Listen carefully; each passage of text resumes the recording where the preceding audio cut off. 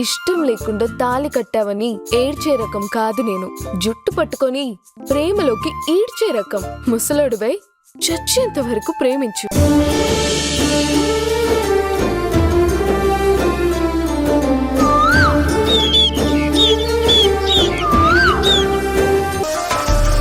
Daddy daddy daddy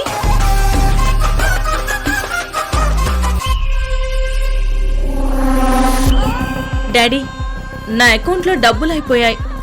ఓ 50,000 వేయండి. Game మధ్యలో ఆగిపోయింది. కార్తీక, ఇక చాలా ఆపమ్మా. డాడీ, గెలిస్తే 50,000కు 2 లక్షలు వస్తాయి.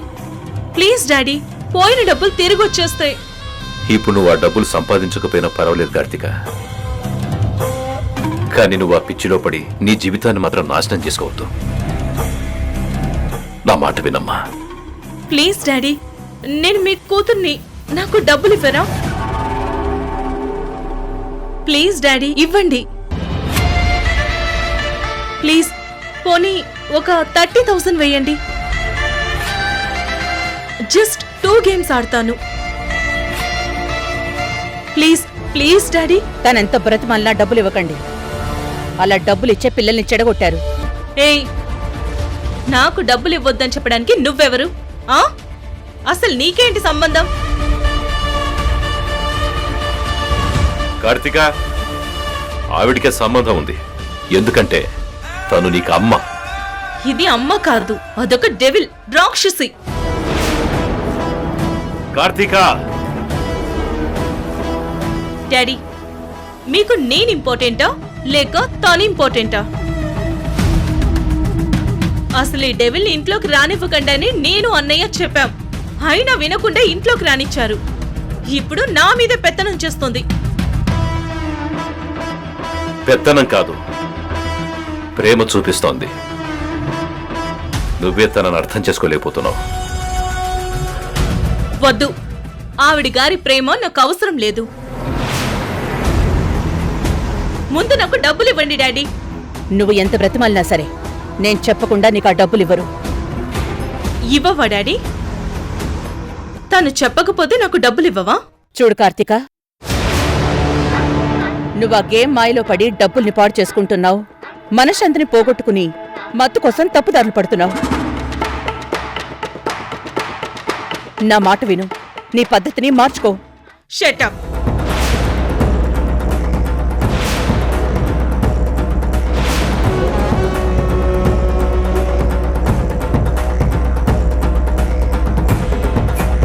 ఇంకొక మాట మాట్లాడావంటే నేనేం చేస్తానో నాకే తెలీదు. దీనిలాగా ఇంట్లో పని మనిషివి నువ్వు.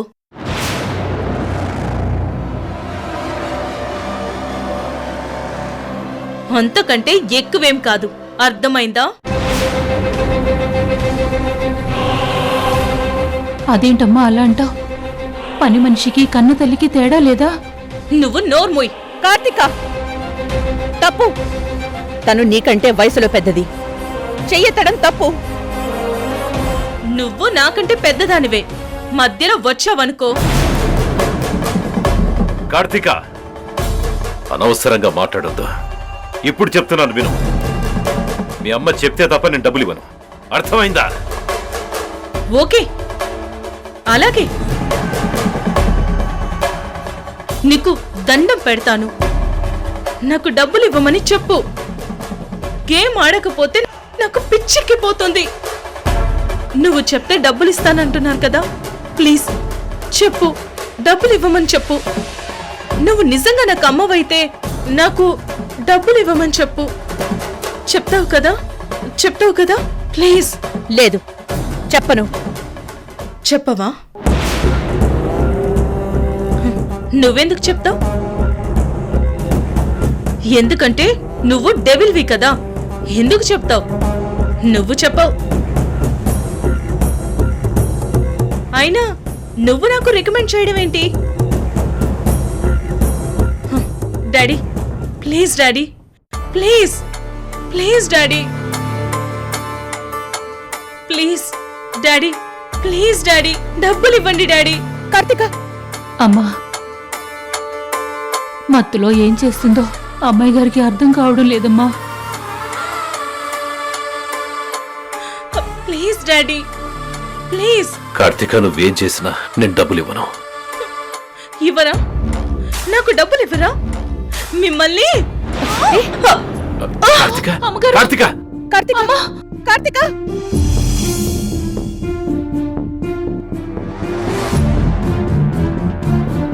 చూసావుగా, ఇది పరిస్థితి.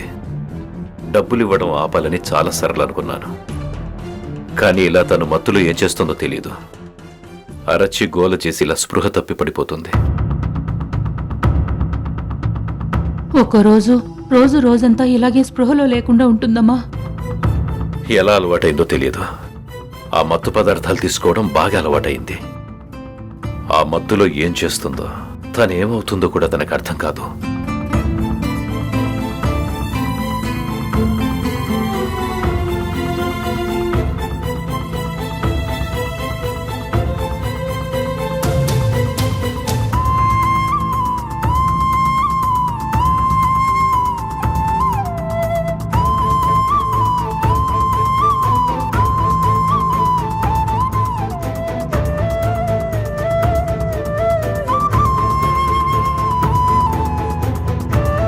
ఇంతలా మత్తు పదార్థాలకి బానిసలా మారిన మనిషిని నేనెలా మార్చాలి? ఏం చేసి తనని దారిలోకి తీసుకురావాలి?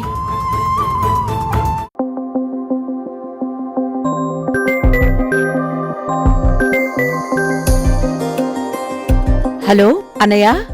అమ్మ బుజ్జమ్మ, ఎలా ఉన్నావు? నేను బావున్నానన్నయ్య. మీరందరూ ఎలా ఉన్నారు? వదిన ఎలా ఉంది? మేమందరం బాగున్నామమ్మా. నువ్వు మా జీవితంలోకి వచ్చాక మళ్ళీ మా అందరి మొహాలో సంతోషం వచ్చింది బుజ్జమ్మ. కాకపోతే నువ్వు లేని లోటు చాలా కనిపిస్తుందమ్మా. ఇన్నేళ్ల తర్వాత కలిసి వెంటనే వెళ్ళిపోయావు. కనీసం 4 రోజులైనా మాతో గడపడం లేదు. ఏం చేస్తామన్నయ్య, ముందుగానే ఒప్పుకున్న పని రాక తప్పలేదు. నేనేం చేసినా మన కోసమేనని నీకు తెలుసు కదా అన్నయ్య. నాకు తెలుసు బుజ్జమ్మ, కానీ రేపు 15వ తారీఖున నువ్వు రావాలి బుజ్జమ్మ. తప్పదు. ఎక్కడున్నా సరే ఇంటికి రావాల్సిందేనమ్మా, అంతే. ఏంటన్నయ్య, ఏంటి విశేషం? నిజంగా విశేషమేనమ్మా. నీ మేనకోడలికి పెళ్లి చూపులు నిశ్చితార్థం.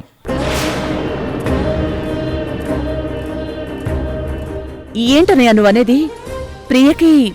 మన ప్రియకి నిశ్చితార్థమా? అవునమ్మా. అదేంటన్నయ్య, ఒక్క మాటైనా చెప్పకుండా ఇంత సడన్ గా నిశ్చితార్థం ఏంటి?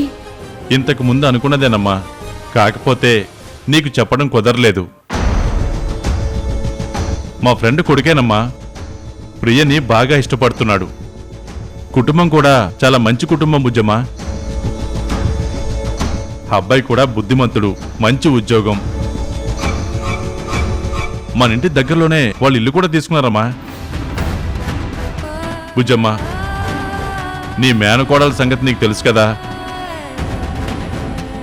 మా అందరినీ వదిలిపెట్టి వెళ్ళిపోవాలంటే తన మనసు ఒప్పుకోదు. అందుకే పెళ్ళంటే ససేమిరా అంటుంది. కాబట్టి నువ్వే దగ్గరుండి ఈ పెళ్లి జరిపించాలమ్మా.